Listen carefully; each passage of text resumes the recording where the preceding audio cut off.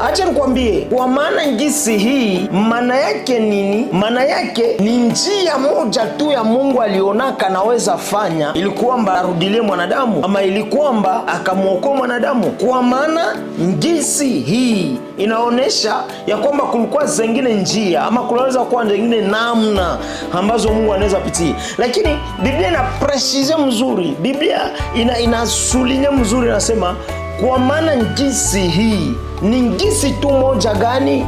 Mungu aliupenda ulimwengu. Kuna vingine ambavyo watu wanaweza kutisha navyo, kuna vingine majira inaweza kutisha navyo, kuna vingine wakati inaweza kutisha nazo, lakini kitu ambacho utaweka katika kichwa yako na akili yako ni kujua Mungu aliupenda ulimwengu. Haijalishi wewe ni mtenda dhambi, Mungu alipenda ulimwengu. Haijalishi wewe ni mhubiri wa Injili kama mimi, ama mwalimu wa neno